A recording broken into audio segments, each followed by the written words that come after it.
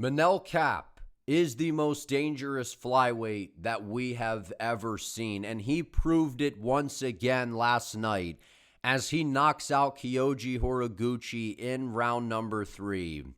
And Manel's something different at 125, man. Like, we have never seen a guy that is this explosive and has that much dynamite in his hands to where at any moment he can put you away.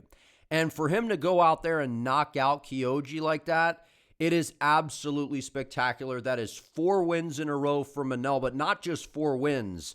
He is on a 4-fight knockout streak in the flyweight division. So we are seeing something that we had just never seen in this weight class. And listen, from top to bottom, once again, another banger Apex card. And we did really good on predictions, right? We went 10-2 overall, and we nailed the main event this time around, picking Manel Kape by a round 3 KO. So we got a lot to discuss. Really enjoyed this card, man.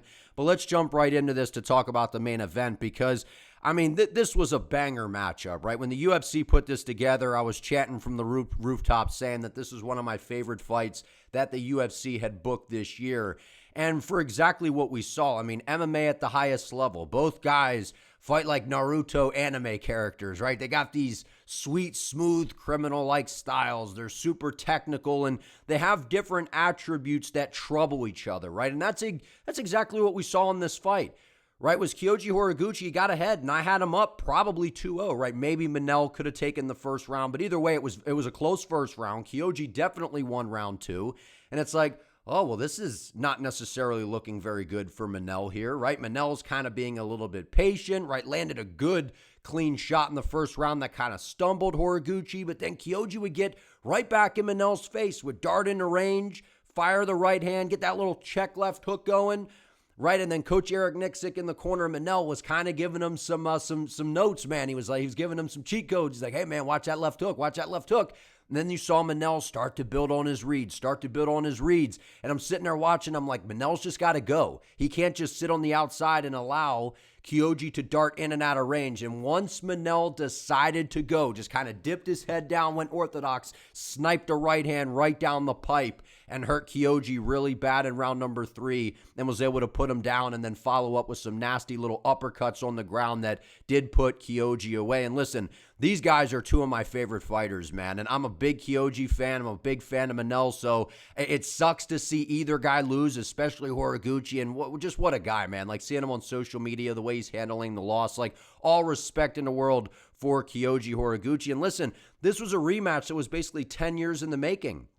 And one of the big things that I said coming into this was not only have both guys gotten better, but to me, Kyoji was a guy that this has kind of been his style, right? He's added some wrinkles into his game. His wrestling, I think, has gotten a lot better. His movement, like, of course, he's added some new wrinkles, but the one that had made more noticeable improvements to me was Manel. And a lot of people, man, people forget, man, they were dissing on Manel this week. They were saying this is basically a guy that he just has power in this weight class, and it's a big skill gap for him to close since the first time these guys fought. And I'm like, what are people talking about? Manel's not just some dude that's hoping and firing with big power. This is a guy that's very tactical, very technical, and has really, really good speed in this weight class. Now, Kyoji was giving him some problems with the speed and the range, right? Darting in and out of range, landing some good shots, and I figured that Kyoji was going to look to grapple in this fight. He had a lot of success doing it the first time around, had success once again,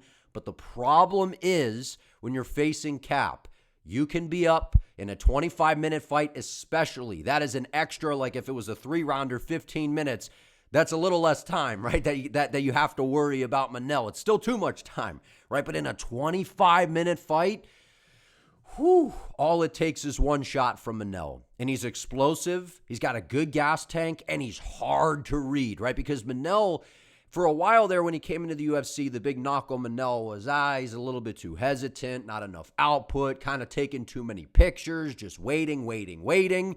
And then once this dude has now started to just throw and go and say F it and commit on shots, he is terrifying. The way that he explodes into range and the power and the speed in his hands, right? And he hurt his foot, I think, right? Through that, in that open stance battle when he was southpaw. Kyoji, being orthodox, he threw that little inside low kick, and I think it banged off the shin of Horiguchi and hurt his foot. And I'm like, oh no, man, this is not good for Manel. Not only is he down, but he just damaged his foot. And then he started to kind of move a little bit better. And I'm like, maybe he's all right.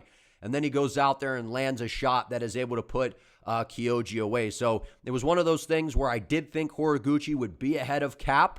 But as I said, in literally my prediction, the reason that I picked Kape was not only did I think he improved, but it was going to be one of those things where Kyoji is looking good until he isn't. That's the reality of what it's going to be for a lot of these guys at the top against Manel. Sure, you can out-technique Manel early. You can stick and move and be looking all pretty, looking all fancy, take him down, and it's like, oh, this guy's coasting. And then the next thing you know, boom, one shot and it's over. And when have we seen a flyweight that has the ability to do that? Like, there's so many people out here, like, hating on Kape, and I get that Kyoji's a fan favorite. Man, come on, Gucci, brr. Like, we all like Gooch, man. But the reality is like, we have to appreciate Manel Kape because this guy is so special in this division. And how about flyweight, right? We've been saying it for a while now that this and welterweight are the two best weight classes. And personally, flyweight's my favorite right now. I mean, welterweight obviously is, loaded as well, but flyweight is stacked. So many incredible fighters in this weight class. A lot of strikers and guys that are strikers that have really good takedown defense and are improving. So I can see the belt turning over quite a few times in this weight class, man. Flyweight's on fire. This was a great fight. Kyoji was looking good. I just figured it was a matter of time, right? Because he relies on that kind of karate blitz where he blitzes into range. And I'm like, it's a matter of time until Kape will find a read on something and be able to slip off a shot and time Kyoji on the way in. And that's unfortunately what happened in this fight for Horiguchi. So in terms of what's next, I mean, I think you could go to Japan. I think the UFC should do a big fight night in Japan, man, and they should do Kyoji Horiguchi versus Tatsuro Taira, right? Because it's at the point now where you got these two absolute savages in Kyoji and Taira, and you can get one winner repping, right? So whoever wins is right back into the mix. And I know you could say, well, you're going to put another guy down because they both just lost fights, right? Taira lost to Van, Kyoji now losing to Kape, but outside of losing to Kape, Kyoji was, now he's 9-2 overall in the UFC, but he was 9-1 coming into this. His only loss was to Demetrius Johnson in a title fight. So Kyoji Horiguchi, to me, is still a top flight flyweight. Like, that's what kind of sucked about this matchup, is it's like, man, really, one of these guys has to lose here? But it was inevitable that they were going to fight each other at some point. This was a big fight. I think Kyoji versus, Taira in Japan for a fight night would be massive. I would love to see that fight. It's a sick fight, a great matchup.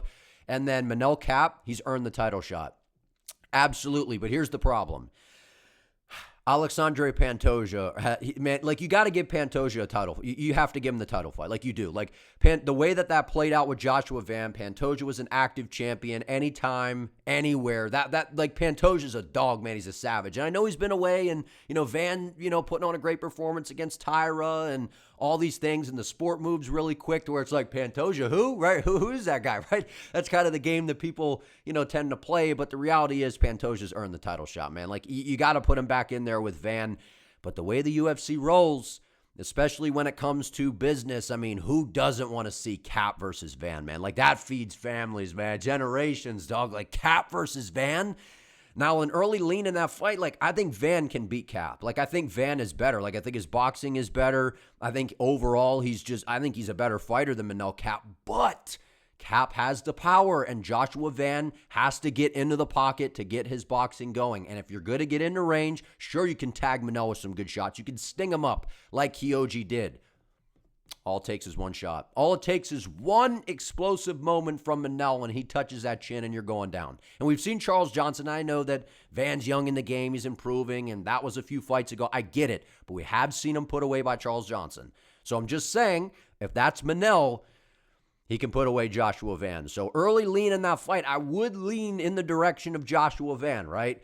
But at the end of the day, it's one of those things where I've been saying like Manel's kind of like the Yuri of the flyweight division, not because of like their fighting styles, but it's the element of Yuri can be down, getting out-techniqued, outscored, and you're like, man, this guy's just getting kind of outclassed here. He's getting picked apart. It's not looking good. And then all of a sudden, he hits some sort of matrix mode flow state, and then boom, the shot lands and he puts you away. Now, I'm not saying that all of Manel's fights are him down and out. Like, no, that's not. We saw him run over Brandon Royval. We saw him hit, matrix mode where he was styling on Bruno Silva, which was super impressive, right? So I'm not saying that he's always down in fights, but against the high-level guys in this weight class, like a guy that can move well like Kyoji, a fighter like Lonnie Kavanaugh, Joshua Van, I think that these are fighters that can get ahead of Manel and have more volume and mix things up, and then it's just going to be one of those things where if Manel can touch the target clean, he can absolutely put you away. So this was a banger fight, man. I like both of these guys. They're spectacular fighters to watch,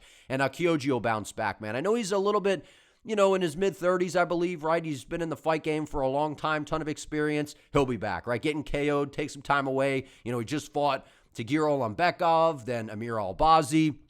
Horiguchi's a savage. I just figured that this was a difficult matchup for him because skill for skill, I think you could say that he has the edge there, but we know how the game goes with Manel. And not only does Manel have crazy power and, just explosiveness in the weight class, but he's got big tits, right? So so it makes things a little bit different when you're in there with Cap. I just had to say it, man. I had to get it in here at some point. So I've been thinking it, had to throw it in the video.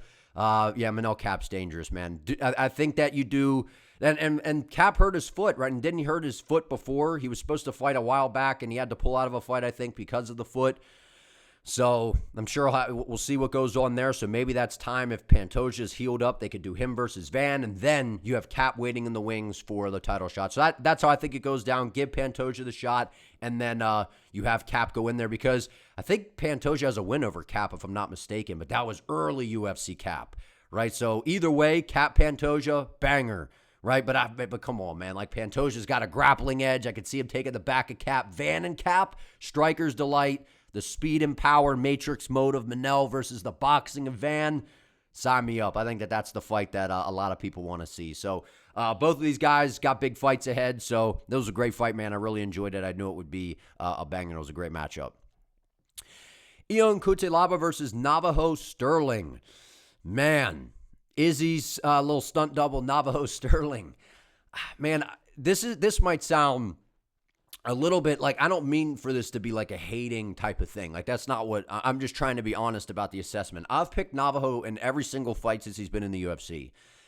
And it's crazy because as impressive as it was against I think it was Bruno Lopez or the last opponent, right? I picked him by KO in that fight, and it was like, wow, he got a KO, and I knew he would because Bruno would go after him, right? So it was kind of the perfect matchup to where here, I did pick Navajo to win by a decision, but in hindsight, I should have thought KO because Cutelaba, he's just going to go out there and look to brawl, and if he can't get his own stoppage, then he's probably going to get stopped. That's how we see a lot of Cutelaba fights play out. I don't know what it is about Navajo, man, but he's like underwhelming. And I know that he's skilled. I know he trains with Izzy. I know, Allberg and Whitaker and at CKB, and he's got the movement and the style and the stance and the jab, and he's technical, and I get it all. But something about this guy, man, just, it's like, I'm looking at him fight, and I'm like, this is not a legit top light heavyweight. At least right now. And I know that he's young in his MMA career, and I know he'll make improvements. I get it. And especially being a younger fighter on the come up, a guy that's at least young in the MMA career, he'll make improvements. I understand that. And listen, he got a finish, and he battled a lot of adversity in this fight, to be fair. Like, Cutelaba is not an easy matchup for anybody, especially a young fighter who, Navajo's had some adversity, right? Went the distance, quite a few times, and that's kind of been the knock on him, is really finding a way to put dudes away. But, battled some adversity. Cutelaba's got a good submission game, ran over Umar Sy, right? Has a nasty guillotine, right? Put Navajo in some dicey moments on the ground, and Navajo was able to navigate those waters, right? Which I think is very valuable experience, especially as you start to climb up what is kind of a murky and, I don't know, like kind of a lackluster light heavyweight division these days, right? At the top, there's some great fighters, especially the champ Allberg, obviously, right? But it's kind of a weird light heavyweight division right now. But Navajo, right, he's got a good jab. The liver shot, the left hook to the body was nice. The right hand over the top. And he just kind of melted Cutelaba. And I feel like when Eong couldn't find that finish and Navajo was defending the takedowns and scrambling well, like it just kind of melted Cutelaba. And then Stirling just kind of postured up over top of him and was able to rain down some shots and get the stoppage. So credit to Stirling. Like, I think he's a good fighter. I'm just saying, he's kind of getting that push and the slow build by the UFC, which I think is great. And I agree with the way that the UFC is handling Navajo right now. 100%. Slow build them. You're coming out of CKB. The expectations are high, but I feel like those expectations should be dialed back a little bit. And I think a lot of people have kind of reeled back kind of the expectations for Navajo because I think he's skilled, but I don't know what it is, man. Like, he's winning these fights, but I don't know. I expect it to be coming from CKB and, training with all these guys. I guess I expect these flashy knockouts, I guess, with the striking. So maybe I should dial back my expectations too, take my own advice when it comes to Navajo Stirling. So I don't want to crap on the guy, because he's very good. I'm just saying, in terms of being a top light heavyweight, I'm not necessarily seeing it yet, but these are good performances that he's putting on. He's fighting, solid opposition, guys that are going to prepare him, and I think he's only going to get better. This was an impressive performance either way, because I thought he lost the first round, and I thought he was struggling quite a bit in round 2. Landed some good shots on the feet and was able to figure it out. Good win by Navajo Stirling, and he's got competent ground game, which is very, very important, especially if you're a guy that has striking abilities and, people are going to want to take you down. So good performance by Navajo Stirling. I'm just saying, I have my doubts about him being a top flight 205er. Hyder, Amil, Christian Rodriguez. We picked CeeRod to win this one. Now, I did say by a decision, so I am actually very surprised that he KO'd Hyder, Amil, at least early. Or no, he got the submission, excuse me. I thought it was going to be a KO, right? Landed that nasty head kick, but dropped him bad with the high kick. I thought he was going to get the stoppage, and then boom, jumped on a submission, was able to get him out of there. I know that this may sound kind of harsh, man. I feel like Hyder Amil should retire, and I'm not one to sit up here and say this fighter should retire, but he's in his I think mid to upper 30s. Man, he's been on a rough kind of, he came into the UFC, was a guy that's kind of known for being a brawler, get in the pocket, eat a bunch of shots, to give some shots and just kind of melt people based on grit and toughness. The minute you start to get banged around and knocked out and that chin starts to fade, man, it's just kind of the beginning of the end, and then you start taking a ton of damage. And this is another harsh loss for Amil. And obviously the credit goes to CeeRod. And CeeRod, to me, this was the best he's ever looked, right? I mean, training with over at Rufus Sport, and then, with Duke Rufus, man, an absolute legend and OG, who loved a good high kick. And for CeeRod to get a nasty high kick, right, was setting it up, throwing to the body in that open stance battle with Amil being a southpaw, ripping to the body, boom. The head kick got close the first time, and then eventually he landed it, hurt him bad. Duke Rufus, I know he's smiling down watching that one, man. That was fantastic by CeeRod. And then training with, Eric Nixick, great move by CeeRod, man, because Eric Nixick's a great coach. He's got that football mind, so he's very, very, from an X's and O's standpoint, I'm sure that's something that they were working coming into this. And the reason I picked Rodriguez, he's just a better fighter, right? The reason I think you would be picking Amil was, he could kind of impose that physicality, walk CeeRod down, make him feel uncomfortable, get into the pocket and turn it into a little bit of a brawl. But I just figured that Christian's too good for that. And I know, there's doubts out there about Christian. It's you give him a prospect like Austin Bashi or Raul Rosas, he'll pull up the upset. But when you have him as the favorite coming in against a competent fighter, it's that's when Rodriguez tends to fumble. But when Rodriguez is not in there with a guy that has a crazy reach over him and has this crazy frame advantage, CeeRod has the answers for a lot of guys, man. He's very technical, very well-rounded. This was by far CeeRod's best performance to date, man. An absolute clinic, masterclass. And for him to go out there having Anthony Pettis in his corner, man, and I know Duke Rufus is an absolute legend to the game, man, and I just, man, so great stuff by CeeRod, man. Well coached all across the board, going from Rufus, still being affiliated there with Eric Nixick. He's around some great minds. Absolute brilliant performance by CeeRod, landing that signature like a Duke Rufus head kick, man. That was nasty by CeeRod, and then into the submission. Great performance. All right, next, we got Melsik Bagdasaryan versus Murtazali Magomedov. So coming into this, I was talking about Murtazali Magomedov saying maybe there's this potential that he could potentially get fraud checked, but we did pick him to get a finish. I can't remember if I said KO or submission, but I said finish either way, but I expected it to take a little bit longer. I mean, to go out there and submit Melsik Bagdasaryan in the very first round is just impressive. And I know people are going to say, well, Melsik doesn't have that great of a ground game, and that's maybe why they gave Magomedov this type of matchup. But for it to be your debut against a really dangerous fast striker, like Melsik looked nasty on the feet, and he always does, but especially early in this fight, he was getting some fast shots off, was getting the timing, was getting the distance, and then Magomedov landed a couple shots, was getting, touched up a little bit, and then once he shot that takedown and got Melsik down, man, this dude is a problem. Not only is he now 11-0, that's 11 finishes as well, 6 by sub, 5 by KO. So the hard part about Murtazali's fights moving forward is going to be picking probably the result, because he's like an Abdul Rahman Yakyev at light heavyweight, to where it's like, they're probably going to win, at least right now in their careers, the type of competition that they're fighting. They're going to win, but it's the method of victory because they're so well-rounded and so skilled, and that's kind of the struggle that it's going to be for picking Magomedov's fights, because his ground game is good, he's got power on the feet, and he's a technical overall fighter. To run over Melsik like that and get him down and submit him with ease, very, very impressive by Magomedov. Showed a little bit on the feet, took the path of least resistance by getting Bagdasaryan down, who we know is a very good striker on the feet, but struggles in the grappling department. Excellent debut win for Magomedov, man. Next, Vinicius Oliveira. Vinny Oliveira versus Andre Fili. Now, I'm not going to lie. I picked Oliveira to win this fight. And as they were walking out, I'm like, man, I have this weird feeling that Fili's about to pull this one off. And as I was doing my breakdown, I kind of was giving in a way more reasons that Fili would beat Oliveira. But I trusted Vinny Oliveira in the fact that that was kind of I don't want to say a fluke, because I think he loses to Mario regardless. I picked Bautista to beat him by submission because to me there was just too big of a gap in the grappling, and I think that Bautista is an elite 135er. But it was the element of not so much that, because I thought he was going to lose regardless, but the fact of he just looked like crap in that fight in terms of the gas tank, the cardio, and I'm like, I feel like this guy's a shell of himself, and that's what he was basically saying.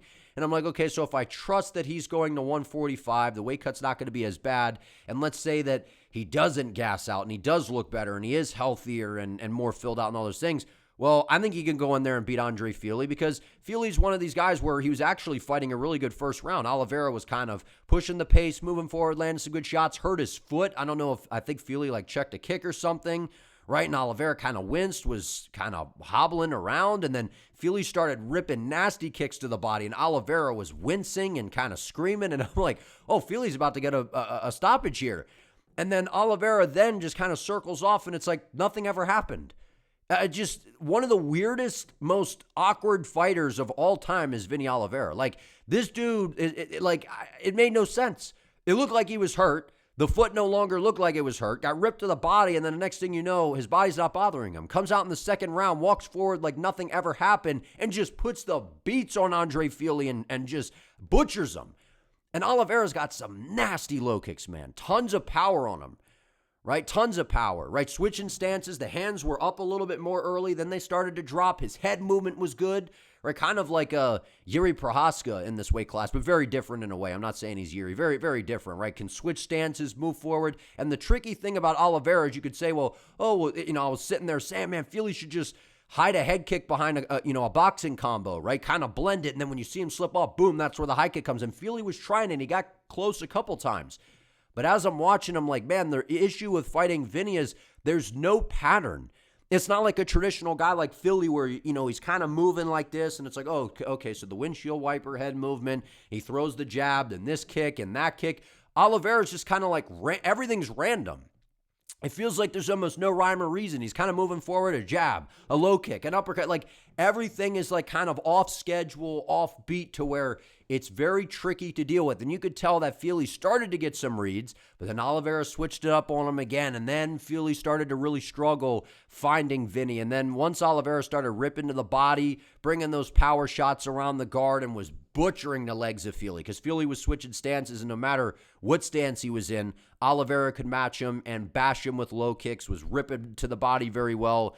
This was a great performance by Oliveira, because Fili's one of those guys where one night he'll show up and look like a top 15 guy, and then the next night he'll show up and look like he shouldn't even be in the UFC. And this was one of those fights where he actually looked really good. So this was a great performance by Vinny. And I've been saying, this guy is awkward. He's weird in there. The hands down makes me nervous, especially in the pocket, because if you get clipped with a clean shot, you're going away. But he's tough to deal with. He looked much better, not having to drain himself with the weight. He's got the power. He's got the striking variety, and very, very awkward and unpredictable in there. I think he's a legit player at 145 pounds. Not saying he's going to be a champion or anything, right? But I definitely think that he's a dangerous guy to deal with and a tricky style to deal with, because we've seen his takedown defense is good. Fili shot on him, beautiful sprawl, able to get back up very easily. Oliveira, man, might be a serious issue at 145 pounds. It was a great performance. Andre Lima versus Kevin Borjas. This, to me, was probably the biggest shocker of the night, at least one of them. I mean, Andre Lima, to me, in a way, is a massive fraud. Now, having said that, I don't like to say, a guy's a fraud and then not give credit to the other fighter, because this was really about what Kevin Borjas was doing and what Andre Lima wasn't doing. Andre Lima has zero boxing whatsoever. Brother, his boxing is zero, brother. He has zero hands at all, none. He literally is all dependent upon kicks, elbows, and knees. And Kevin Borjas, not only does he have really good footwork and is he a dog, I mean, he got low blowed, and I thought that the fight was not going to continue, gets back up at the buzzer, comes out like a bat out of hell throwing powerful shots, and then just was sticking and moving and just picking at Lima. Every kick that Lima landed, Borjas would throw 2, 3, 4, 5 punches and would just stay ahead of him, was damaging him up with the boxing. Kevin Borjas, man, I was saying coming into this fight, I didn't think it would be easy for Lima. I thought he would win pretty convincingly, but I knew it wouldn't be easy. Kevin Borjas is not easy work, right? He dropped Imanol Rodriguez. He's been in some dog fights where he has a lot of moments. He's got, solid striking on the feet, good footwork. We saw that. And Andre Lima got exposed in this fight. Maybe not necessarily, it's not a fraud check, but exposed in the aspect that this guy, I was kind of overrating him a little bit. And I know that you could say, Borjas is just that good, which that is true. That is the part of it. We knew Borjas was a dog, but it was the element of Lima was a massive favorite coming into this. And he's a guy that was like, the nasty leg kicks and this hyped up prospect. And, he gets in there and it's like, dude, how are your hands just so behind? So behind. So Lima's going to have to really work on the boxing, because if you're going to go in there against guys, especially in this weight class, as loaded as flyweight is, too many fighters with good hands to where, Lima is going to be able to throw these kicks, but he's not the most dangerous guy in the world. And I expected him to have a little more grappling success, but Kevin had really good takedown defense, was able to keep the fight on the feet, stayed on his bike, sticking and moving, and I was able to pick at Lima and get the job done. I thought Borjas got it done. I know that there were people out there saying, man, Lima got it done. And no. Kevin Borjas got it done. At least won 2 rounds. You arguably could have given him all 3. I don't think that was a crazy scorecard. I think someone said 30-27 Borjas, one of the judges. So I didn't think that was crazy. So Lima, to me, every one kick that he threw, Borjas answered with 2, 3, 4, 5 punches. So good performance by Borjas. Got a much-needed win and kind of exposed some of the weaknesses in Lima's game, especially when it comes to the lack of boxing, in my opinion. Mesquita, Melissa Mullins, man, this was now obviously just because she rocked her doesn't mean that she's going to get the victory, but I picked Mesquita by, I think, first round submission. I picked her by submission. I couldn't remember if it was first or second round submission, but she got clipped bad on the feet. And Melissa Mullins, to me, showed what I had said coming in, which was one of the big concerns that makes it difficult to pick Mullins in any fight, is the fight IQ is just not there. Right, she beat Daria Zelensniakova before the UFC by taking her down, and then they rematch in the UFC, and she tries to strike with her for 15. So that's where I'm like, that doesn't make a lot of sense. You rock Mesquita, a world-class grappler whose chin is way up in the air, who doesn't have any striking defense whatsoever. Even though Mesquita's striking offense has gotten good, her chin isn't on a platter. Like Cormier was talking about it on the broadcast, charging into range, and sure enough, she got clipped. And then Mullins, I think, fought with ego. She's like, I'll show this elite grappler and jiu-jitsu player a thing or two. I'll follow her to the ground and play that game. And why? You gave her a chance. I would have backed up and said, stand back up. I'm going to knock you out. Standing TKO. And I think that she would have gotten it, right? So thankfully for Mesquita, Mullins, a lapse in fight IQ once again. and is able to get the job done. And I'm happy Mesquita won because I think that she's a savage, and I think that she's an actual problem in this weight class and a better fighter overall than Melissa Mullins, right? Has to tighten up the striking defense. But on the ground, not many people in WMMA are going to be able to deal with Bia.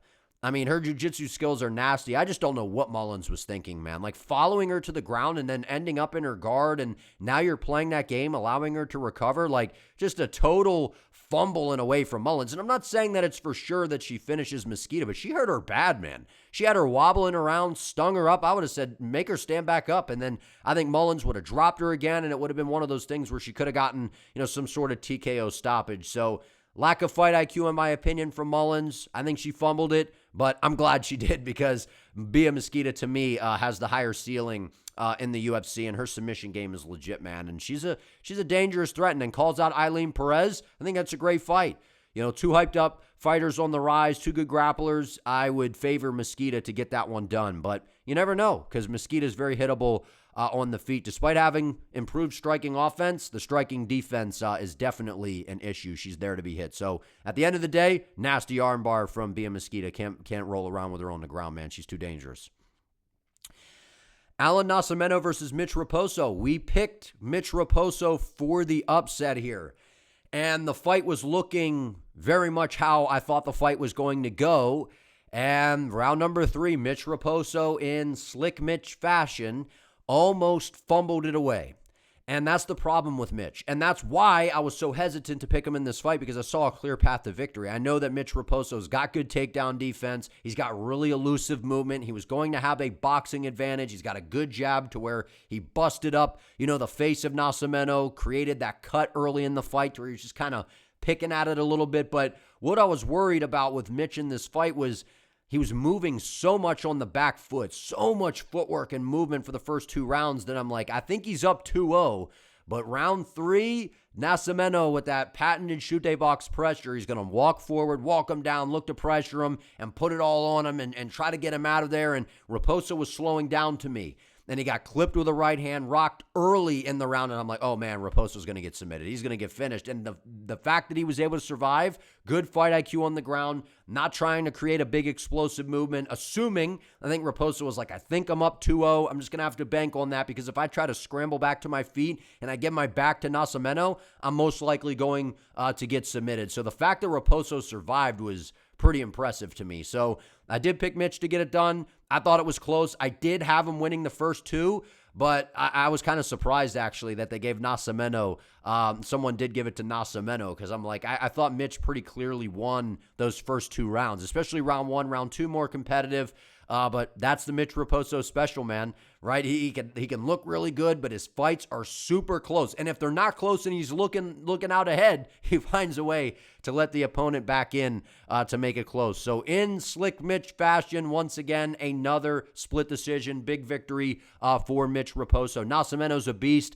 Maybe he could go up to 135. I know he cuts a lot of weight. His gas tank actually looked kind of good. It looked like Alan was kind of slowing down in the earlier rounds, but then he started to get his win back, and this was a big win for Mitch Raposo. Give him a ranked opponent next, man. He's had a really tough schedule since being in the UFC, right? Azak Maxim, Andre Lima, Sumadarje, and Alan Nascimento, like that's a tough run so far in the UFC. So good stuff by Mitch Raposo, man. And I believed in him in this fight, but I was worried about it, especially from what we saw in round 3 and how close these Raposo fights end up being. Big win for Mitch. Gaston Bolanos versus Michael Aswell. This was a big win for Gaston Bolanos because I kind of counted him out in this fight. Now, I definitely, obviously we know that Bolanos, kind of he's got the little Ilia Topuria look going on, right? And Bolanos, happy he was able to get the job done, man. Back was to the wall, I think a little bit in this fight, mixing up the kicks, ripping to the body, and just the more damaging shots. I mean, Michael Aswell Jr., and I understand that Bolanos' face was kind of battered up, and Aswell looked like he didn't really take much damage. Michael Aswell is maybe the softest hitter that we have ever seen at 145 pounds. Like Manel Kape and these flyweights hit harder than Michael Aswell. That was, in my opinion, embarrassing, dude. And boxers are sitting there watching this and they're like, what is that? Because we talk about Michael Aswell as having solid boxing. This dude throws noodle punches. He doesn't plant his feet and sink into any of his shots. It looks like cardio kickboxing soccer mom striking. And I mean that like, you know, I'm not trying to be like dogging on the guy, but that's embarrassing. You're in the UFC. You're a professional fighter. Sink your feet into your shots, man. Like going out there throwing these little winging, like he's like slapping punches. You should never be a professional fighter slapping punches, especially in the UFC with experience. And I know, oh, he was damaging up the face of Bolanos. Yeah, because he threw like 100 some punches, and Bolanos doesn't know how to move his head. So of course he's going to walk into little bee stings. But when we talk about, peppermint striking, I couldn't believe that, man. And I don't know how I missed that coming into this fight. I was like, Michael, I said that Aswell no way should be a massive favorite like he was. But I was like, he should definitely win this fight, right? But at the end of the day, I don't remember him being that light of a hitter. I mean, literally, you mean to tell me that Manel Kape couldn't land more damaging shot? Michael Aswell doesn't have as much power as a guy like Manel Kape. Or Joshua Van, his teammate. I bet Joshua Van's got better boxing, right? And power as well. Like that was, I don't know, man. Like that was like an exposing of Michael Aswell. I don't know how I missed that. Coming into this, him hitting that light, I don't remember that. Noodle arm punches, I thought it was kind of embarrassing in a way. Competitive fight and a good back and forth, but in a way, like Aswell should have won this fight. He absolutely should have. And shout out to Gaston, right? He had a lot on his, he had a heavy heart coming into the fight. I'm happy he was able to get the job done, man. But I just felt like this was a fumble by Aswell. Like they kind of gave him a good matchup. They're like, okay, he went to the UK, fought Luke Riley. Let's give you a good matchup here. A guy that just hasn't been able to really figure it out in the UFC. And you go out there and go pitter-patter like that. And Bolanos rocked him numerous times. So that's what it came down to. Aswell's peppermint punches that did, stung him up a little bit. But then Bolanos would land one big shot, stumble Aswell, and able to get the job done. So Aswell needs to learn how to sit on his shots, man, because everyone in a way has power. You need to sink your feet in and deliver with some actual, thunder. That was, I don't know, man. That was like driving me nuts watching that, man. I don't know. So happy for Bolanos, though, because he put on a good showing. Leon Shahbazyan, leaving Chokheli, man. I picked Chokheli by first round knockout, and I honestly expected at least a little bit more from Leon Shahbazyan. He looked like he had never been in a fight before or something. He was a deer in headlights, and I know that, he's Edmund's brother, so maybe that's kind of the reason that he got the fight. He should not have been in there. And I had kind of my reservations. I was kind of, and maybe being a little nicer than, I was like, I kind of wonder if Shahbazyan's even UFC caliber, right? Because when you watch his highlights and fights prior to coming in, you're like, man, this guy's not fighting anyone even close to a fighter like Chokheli. And Chokheli immediately walked him down, landed two nasty low kicks. You could tell that Shahbazyan just kind of shelled up. Then Chokheli rips a big right hand around the guard, nasty hook to the body, liver shot, drops him, sits him down, and puts him away with ease. Like that was a demolition. And Chokheli, from fighting over in Bellator, right? That crazy front kick KO over Sabah Hamasi, beat Roman Feraldo, like had some great wins over in Bellator. Like he's a dangerous guy, man. Like he's a guy that I think is actually, going to do all right in the UFC. And it was just one of those things where I have no idea why Shahbazyan was kind of in there, to be honest. Like he did not look like he was ready for this moment, and he looked like a deer in headlights in there. Got absolutely marched down, looked kind of terrified from the get-go, and Chokheli capitalized and put him away with ease. Karol Rosa, Luana Santos. We picked Santos to get this one done by a decision, and this was actually way more dominant than what I expected. I thought Karol Rosa would be able to scramble back to the feet, would be able to have success in the striking, and yes, she had some success, like don't get me wrong, but man, Luana Santos was even landing some good shots on the feet, and we're seeing an improvement in Luana striking. Her grappling, was pushing hard in that first round to get the takedown and then didn't, and I'm like, oh man, that's a bad sign. And then in round two, Rosa throws a little front kick, kind of slips, and Santos ends up on top, dominates the rest of the round, is able to get her down once again in the third, and just a kind of a masterclass of grappling from Santos. Not the most exciting fight, but it was dominant, right? A lot more dominant than what I anticipated. And people are like, well, Santos is just getting pushed by the UFC, because she's marketable and all this stuff. And it's like, in a way, that's kind of disrespectful because she actually is very skilled, right? She has excellent judo. She's got a very good ground game. I mean, to control Rosa on the deck for that long, Rosa's not a scrub. She's been around for a long time. And then to land some good shots on the feet, right? She's improving with the striking. I think she's a lot better skill-wise than what people want to give her credit for. And that was a very good performance. To go out there and get it done, I thought she would get it done by decision, but not nearly in a dominant fashion. Like I didn't expect it to be that dominant. That was impressive. Last but not least, Shane Collins versus Atari Tanzalovi. I was impressed with Shane Collins in this fight. I picked him to win by decision. I thought it would be, maybe like 29-28, and I know people online were complaining that this was some sort of robbery, and, how in the world did Shane Collins get 30-27? The fight was competitive, so Otari had to win a round in there somewhere. That's one of the dumbest things I've ever heard. I thought it was a clear 30-27 for Shane Collins. You mean because the fight was competitive that we're supposed to hand Otari just a round? We're supposed to go back in time and erase a scorecard and give one to Otari just because it was competitive? Just because a guy wins 30-27, oh, well, Shane dominated. No, he won, but it was a competitive fight. Do people not know that the score, that the rounds are judged in real time, round by round? It's not like, the fight ends and then the judges go, well, what happened in round one? We'll go this way or that. They judge it based off of the round. People are acting like, well, this is, they just decide at the very end who won each round. Like, we're supposed to hand Tanzalovi a participation trophy because it was competitive. No, he clearly lost all 3 rounds. Shane Collins was landing the more damaging shots. Even when Otari took him down, obviously he's been training with Merab, 0 damage on the ground whatsoever. None. Didn't even really get any control. Collins was landing the more damaging shots in the grappling exchanges. Elbows off of his back, was scrambling, threatening with submissions, got back to the feet, was probing with the jab. And a lot of the shots that Otari was throwing was landing some good calf kicks early, right? He has a dynamic kicking game, and Otari's explosive. I think he's actually a solid fighter, right? Started to look like he was fatiguing a little bit and then would throw some big shots, landed a couple, but Collins was rolling with a lot of them, turning his head out of the way, deflecting off of the shoulder, and then was countering with some slick boxing back in the pocket. So people acting like this was some sort of robbery. Cope. A lot of that is probably because, you picked Tanzalovi to win the fight, and just because it was competitive doesn't mean that we just hand him around. That's it should have been 29-28 because it was a close fight. 30-27 was the right scorecard. All judges scored it that way, which was absolutely correct.